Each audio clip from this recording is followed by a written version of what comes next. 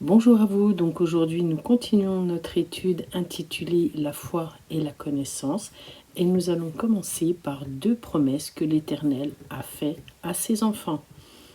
Nous allons dans Galates 3, 26 où il est écrit « Car vous êtes tous fils de Dieu par la foi en Jésus-Christ ». Nous avions vu dans les études précédentes que nous sommes enfants de Dieu, nous sommes héritiers de Dieu, nous sommes co-héritiers en Jésus-Christ et nous sommes bien évidemment le corps de Christ. Ça, c'est la première chose à dire. Bien sûr, nous sommes enfants de Dieu par la foi. Nous poursuivons avec le verset suivant, Colossiens 2,9. Car en lui habite corporellement toute la plénitude de la divinité. Vous avez tout pleinement en lui, qui est le chef de toute domination et de toute autorité. Nous allons commencer par expliquer ce verset par la fin. Il est le chef de toute autorité. Ça, c'est très important. Au-dessus de Dieu, il n'y a rien. Il y a Dieu et c'est tout. En dessous, il y a les enfants de Dieu. En dessous des enfants de Dieu, les anges. Et en dessous des anges, les personnes qui n'ont pas encore cru ou la foi en Dieu. Nous voyons qu'il est écrit aussi « Car en lui habite corporellement toute la plénitude de la divinité ». En Jésus-Christ, nous avons toute la plénitude de la divinité. Nous avons la plénitude corporelle de Dieu. Donc c'est Jésus qui est le pain de vie qui nous est donné. Continuons. Il est écrit, et ça c'est très important, vous avez tout pleinement en lui.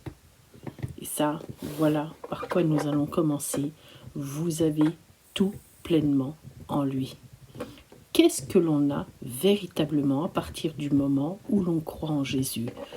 D'abord, la conversion, c'est quoi?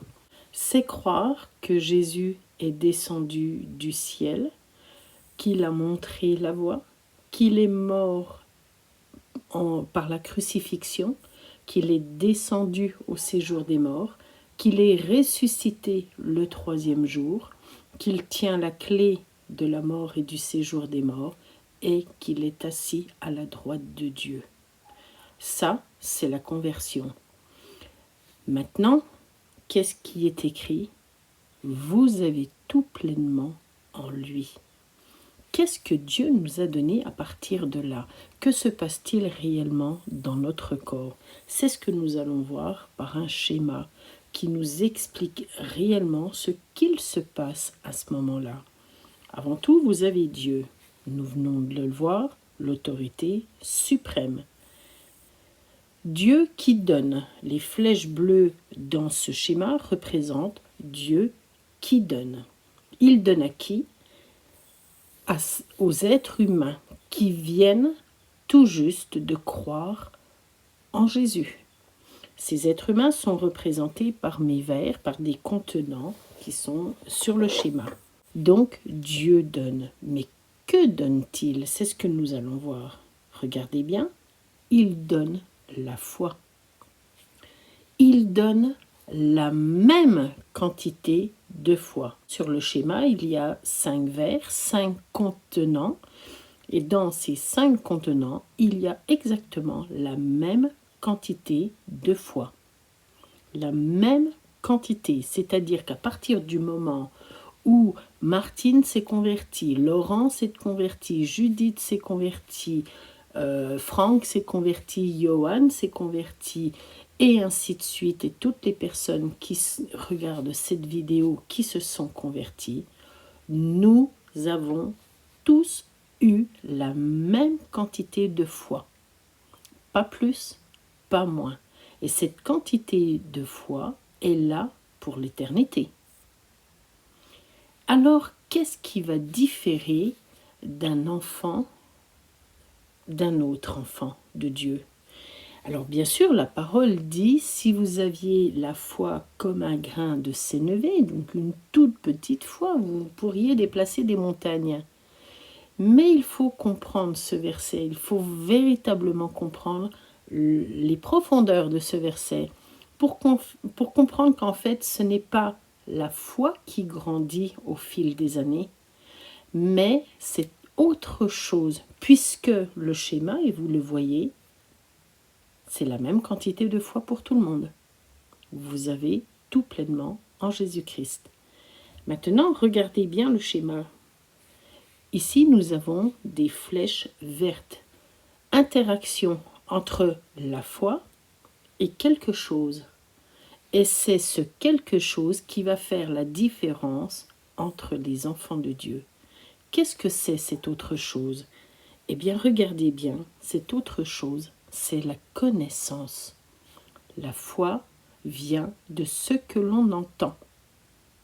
Ce que l'on entend vient d'où? Vient de la parole de Dieu. Donc, notre connaissance de la parole de Dieu va faire la différence entre les enfants de Dieu. Cette connaissance, la quantité de connaissance de la parole de Dieu va faire que nous allons pouvoir exploiter ce que Dieu nous a donné depuis le début. Je vous donne un exemple pour que ça soit plus concret. Imaginons que nous soyons 10 individus. Nous avons les 10 la même voiture. Chacun a la même quantité d'essence dans sa voiture. Donc, pas de différence ni au niveau de la voiture, ni au niveau de la quantité d'essence. Qu'est-ce qui va faire la différence entre ces 10 individus? C'est comment ces individus vont exploiter la quantité d'essence qu'ils ont. Certains vont faire que 5 km, d'autres vont faire 10 km, d'autres vont faire 300 km, et ainsi de suite. Eh bien, c'est ce que nous voyons sur notre schéma.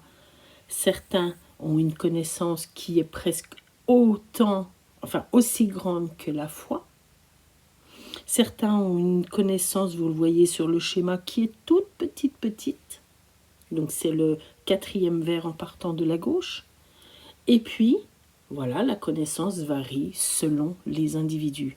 La connaissance vient de la parole de Dieu. C'est ce que nous allons comprendre de la parole de Dieu. C'est nos lectures, nos méditations, c'est les personnes qui vont nous l'expliquer. Tout ceci va faire que notre connaissance par rapport à la parole de Dieu va grandir. Cette connaissance va être en interaction avec notre foi et en fait, elle va nous permettre d'exploiter notre foi. Alors, regardez bien ici, je vous montre la parole. Donc là, il est écrit Ancien Testament, hébreu, français. Chacun a chez soi une Bible, la parole de Dieu. Elle est petite, elle est grande, il y a des schémas, il n'y a pas d'explication. Moi, je l'ai en hébreu pour mieux vous expliquer les choses, et ainsi de suite. On a tous un support, et à la base, on a tous, normalement, le même support. Maintenant, que faisons-nous de ce support? Je vais vous donner un exemple. Regardez bien ce qui est écrit. Alors, je vais diviser cet exemple en 3 parties. C'est une façon d'expliquer comment chaque individu va exploiter le fameux support de départ. Alors, on va imaginer que nous avons devant nous 3 individus A, B, C. Les 3 individus A, B, C, eux vont prendre la parole et vont commencer par étudier le premier verset que voici à l'écran, Matthieu 7,7. Demandez et l'on vous donnera. Cherchez et vous trouverez, frappez et l'on vous ouvrira. Ces 3 individus vont étudier cette parole ils vont la comprendre, ils vont la méditer, ils vont chercher. Peut-être qu'ils vont chercher d'autres études qui vont expliquer ce verset. Ça, c'est la première étape. C'est un exemple, hein, il y en a plein d'autres. Mais voilà, c'était pour un petit peu vous mettre dans la pratique de ce que je vous raconte. Ensuite, imaginons que sur les 3 individus, les 2 premiers vont continuer à essayer d'aller plus loin dans la parole pour chercher un peu plus ce que signifie demander, chercher, frapper. On continue. Ils tombent sur Jean 10, 40. Et là, ils lisent, donc les 2 premiers individus. Le 3e, il s'est arrêté au 1er verset. Ils lisent, Jésus lui dit, « Ne t'ai-je pas dit que si tu crois, tu verras la gloire de Dieu ?» On va un petit peu plus loin. C'est-à-dire qu'au début, Dieu leur a enseigné qu'il faut aller chercher, il faut frapper, il faut interpeller l'Éternel. Et là, Dieu continue en leur disant, « Si tu crois, tu verras la gloire de Dieu. » Donc, ce que tu as lu, le premier verset que tu as lu, si tu y crois, tu vas voir la gloire de Dieu. Et nos 2 individus, A et B, vont chercher à comprendre ce verset. Et ils vont exploiter leur foi. Le 3e individu, donc l'individu C, lui, n'a exploité que le 1er verset, n'a exploité qu'une seule chose de la parole. Il y croit, c'est très bien, mais il est resté à ce niveau.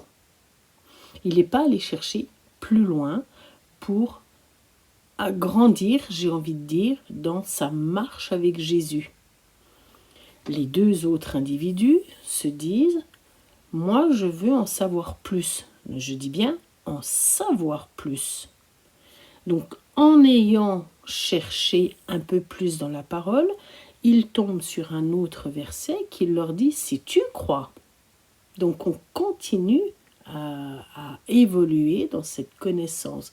Là, on est allé chercher encore dans ce que la foi nous dit, et on est allé chercher comment? En allant dans la parole de Dieu.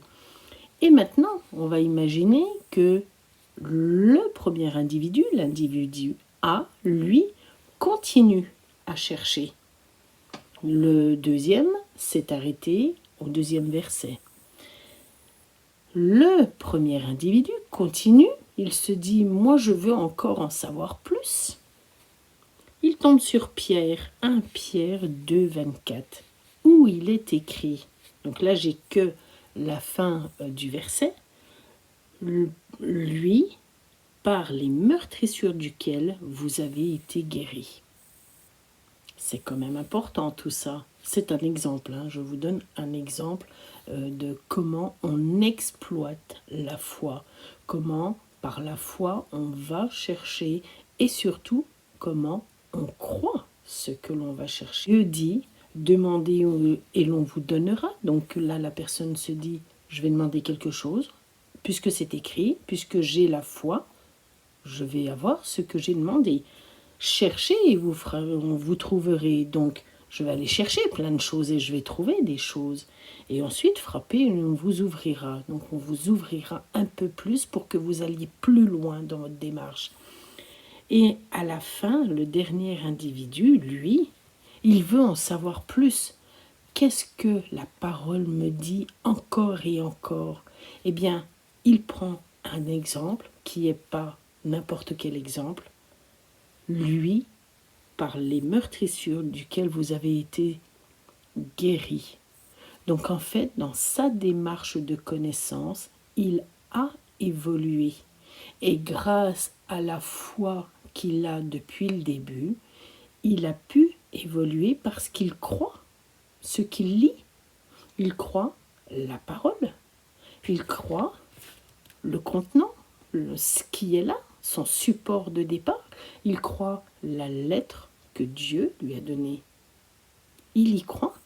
Et parce qu'il y croit, il cherche encore et encore. Et en cherchant, il découvre que par les meurtrissures de Jésus, il est déjà guéri. Vous imaginez les démarches que peut faire un enfant de Dieu et comment on peut grandir dans notre connaissance grâce à la foi que nous avions dès le début, parce que l'on croit ce que l'on lit, et bien du coup on va chercher autre chose, une autre nourriture. Donne-moi Seigneur mon autre nourriture. Et là, eh bien j'en veux encore un peu plus. Donne-moi Seigneur encore un peu plus de ta nourriture. Alors, je voudrais, ça me fait penser à quelque chose, je vais faire une petite parenthèse. J'entends souvent dans les prières, quelles que soient les églises ou quels que soient les endroits, j'entends souvent « Seigneur, donne-moi plus de toi ». Alors, je voudrais faire cette parenthèse parce que cette prière me fait entre guillemets sourire. Parce qu'en fait, c'est ce que je vous explique depuis le début. Dieu nous a tout donné. Nous avons tout pleinement depuis le début de notre conversion. Puisque nous avons tout pleinement, corporellement, on ne peut pas avoir plus de Dieu, plus de Jésus, plus de Saint-Esprit, puisqu'il est là et qu'il est en nous. Par contre, qu'est-ce que l'on peut avoir de plus? Et c'est à nous d'aller le chercher et pas à Dieu de nous le donner. La parole. Je veux en savoir plus.